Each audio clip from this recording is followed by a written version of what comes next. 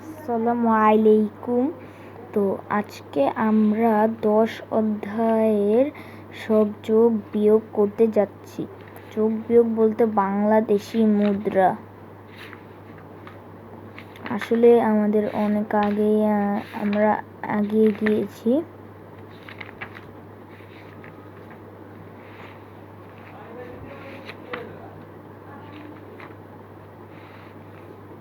এই যে এই অঙ্কগুলো আজকে আমরা করব।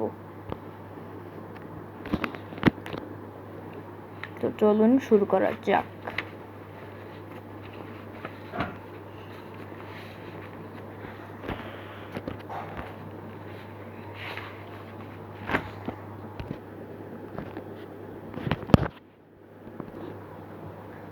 তো 3 নম্বরে আমাদের বলা হয়েছে বিয়োগ করি।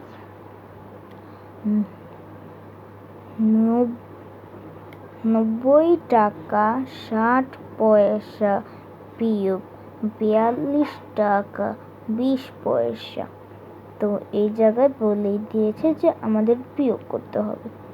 তো আমরা বিয়োগ করা শুরু করি। তো অঙ্কটা এরকম সোজা থাকলেও আমাদের প্রথমে 95 টাকা 60 পয়সা এটা আগে লিখতে হবে, যেটা আগে থাকবে সেটা আগে লিখতে হবে।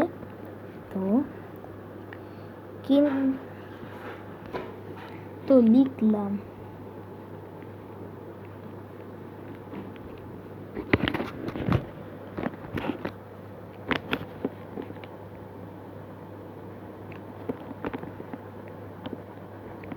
পঁচানব্বই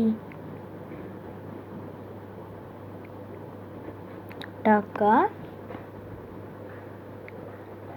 60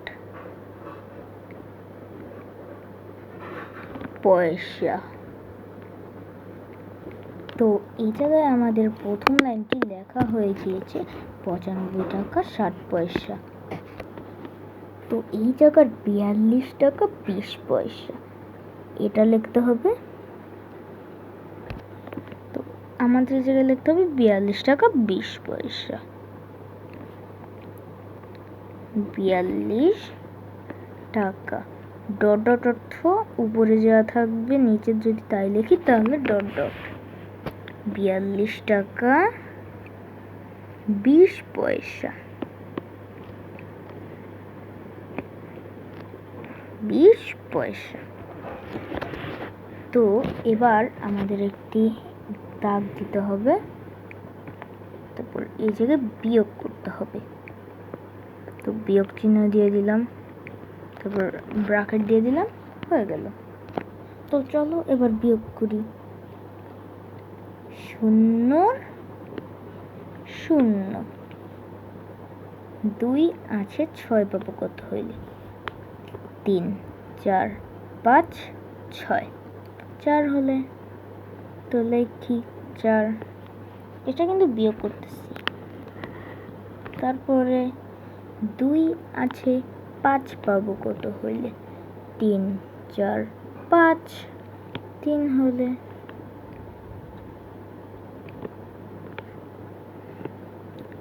4 আছে 9 পাবো কত হইলে? 5 6 7 8 9 5 6 7 8 9 অর্থাৎ 5 হলে। তো এগুলো লেখার পর এই যে টাকা আর পয়সা, তো এই জায়গায় লিখতে হবে টাকা,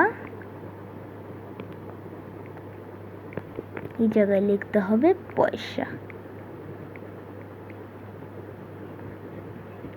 বাস আমাদের প্রথম অঙ্কটা হয়ে গেল। তো এইভাবেই সব নিয়মে এই অঙ্কগুলো করতে হবে।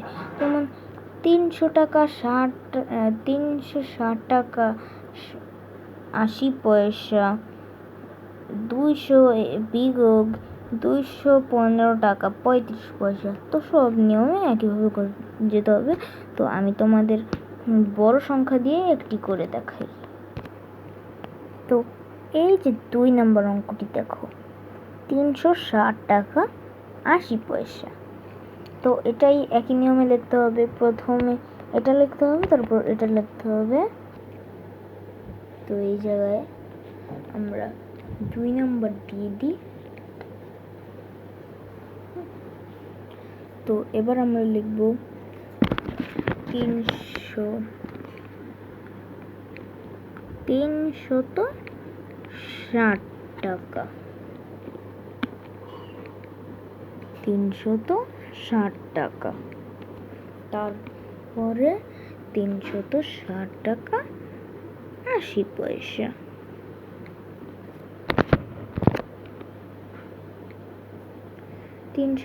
টাকা 80 পয়সা লিখে দিলাম।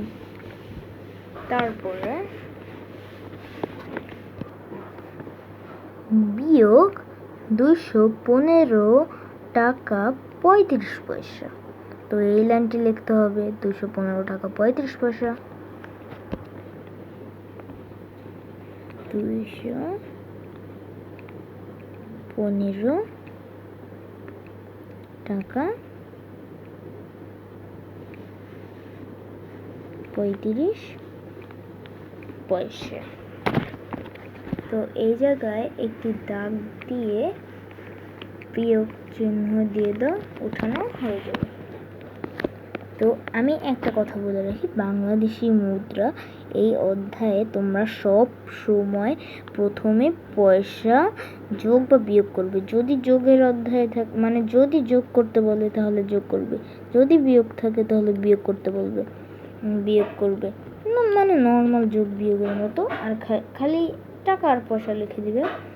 তো 5 আছে 10 পাবো, 5 হলে হাতে থাকে 1, 3 আর 1 2, 2 আছে 8 পাবো কত হইলে 3, 4, 5, 6, 7, 8।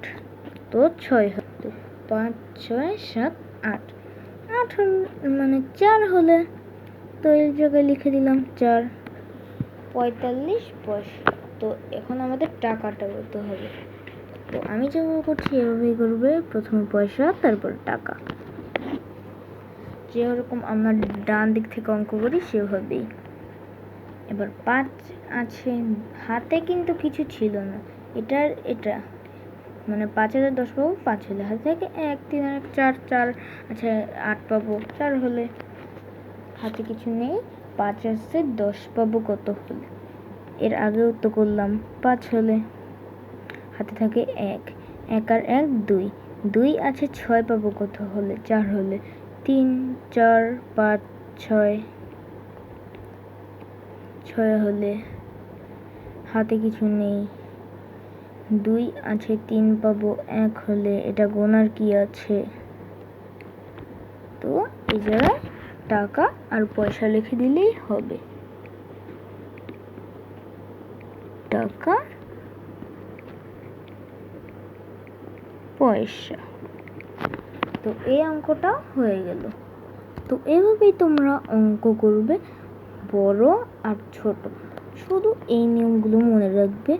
প্রথমে যদি ধরো